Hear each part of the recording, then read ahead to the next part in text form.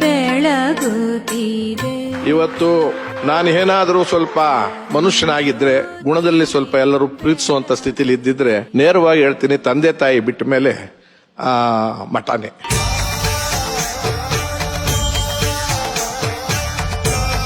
ಅನ್ನದಾಸೋಹ ಯಾಕೆ ಮಾಡ್ತಾರೆ ಅನ್ನೋದ್ರ ಬಗ್ಗೆ ಬಹಳ ಜನಕ್ಕೆ ಕುತೂಹಲ ಇದೆ. ಭಿಕ್ಷೆ ಬೇಡಿ, ಯಾವ ತರ ಭಿಕ್ಷೆ ಬೇಡಿ, ಊರೂರು ಅಲ್ತ್ಕೊಂಡು ಪಾದಪೂಜೆ ಅಂತ ಇಟ್ಕೊಂಡು, ಯಾರ ಪಾದಪೂಜೆ ಯಾವ ಊರು ಕುಗ್ರಾಮಕ್ಕೆ ಕರೀಲಿ ಹೋಗೋರು, ಕಾಣಿಕೆ ಏನಪ್ಪಾ ಅಂದ್ರೆ ಮಕ್ಕಳು ಊಟಕ್ಕೆ ಏನಾದ್ರು ಕೊಡಿ, ಮಕ್ಕಳು ಊಟಕ್ಕೆ ಏನಾದ್ರು ಕೊಡಿ.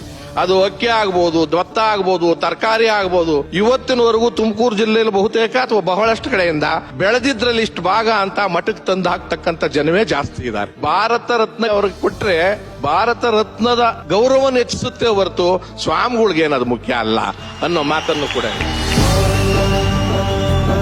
ನಡೆದಾಡುವ ಕೆಲಸ ನಿಂತಿದೆ, ಧ್ವನಿ ನಿಂತಿದೆ, ಶರೀರ ನಿಂತಿದೆ. ಅವರ ವಿಚಾರಧಾರೆ ನಿಲ್ಲಕ್ ಸಾಧ್ಯ ಇಲ್ಲ, ಅವರ ದಾನ ಧರ್ಮ ನಿಲ್ಲಕ್ ಸಾಧ್ಯ ಇಲ್ಲ, ಅವರ ಧಾರ್ಮಿಕ ಚಿಂತನೆ ನಿಲ್ಲಕ್ ಸಾಧ್ಯ ಇಲ್ಲ.